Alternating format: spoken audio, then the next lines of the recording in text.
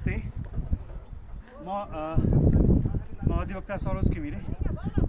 म आज काठमाडौँबाट धेरै पर सोलुङको खुम्बु क्षेत्रको थामे भन्ने गाउँमा आइपुगेको छु। यो गाउँको एउटा ऐतिहासिक विशेषता के रहेछ भने यो गाउँमा तेन्जिङ नोर्गे शेर्पा र आङरिता शेर्पाको जन्म भएको गाउँ रहेछ भने यो गाउँले धेरै सगरमाथा आरोहीहरू को जन्म दिएको रहेछ। गत वर्ष भदौको बाढीमा यो हिमाल र यो खोलाबाट आएको बाढीले यो सम्पूर्ण गाउँ, यो पुरै गाउँ मिमा चाहिँ उता देखाइदिनुहोस् त, यो पुरै गाउँ डुबाएको रहेछ र ठुलो जनधनको क्षति भएको ठाउँ रहेछ।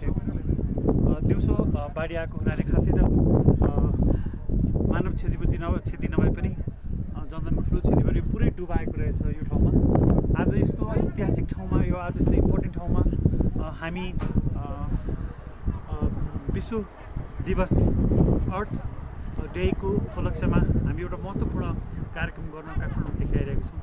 र खास गरी आज हाम्रो कार्यक्रमको महत्त्व के छ भने हामी आज जलवायु परिवर्तनले हाम्रा हिमाली भेगहरूमा ल्याएको जुन परिवर्तन छ यसको बारेमा हामी छलफल गर्नेछौँ। र यो परिवर्तनले यहाँ मात्रै होइन, संसारभरि, नेपालमा मात्रै होइन, एसियामा मात्रै होइन, संसारभरि गम्भीर असर पारेको छ।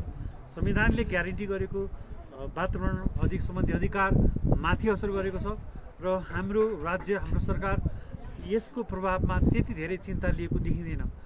हामीसँग कानुन छ, सर्वोच्च अदालतको फैसलाहरू छन्, तर त्यसलाई प्रभावकारी रूपमा कार्यान्वयन भएको अवस्था देखिँदैन। त्यसकारण हामी आजको यो संवादमा, आजको यो क्लाइमेट जस्टिस संवादमा हामी घनीभूत छलफल गर्नेछौँ। यहाँ माननीय रक्षा मन्त्री, माननीय वन मन्त्रीदेखि यहाँको कोशी प्रदेशका जनप्रतिनिधिहरू, नेताहरू, मन्त्रीहरू, स्थानीय बासिन्दाहरू र हामी काठमाडौँ करिब 18-20 जना आएको छौँ। हामीसँग पर्वतारोहीहरू आउनु भएको छ, एकाडेमिक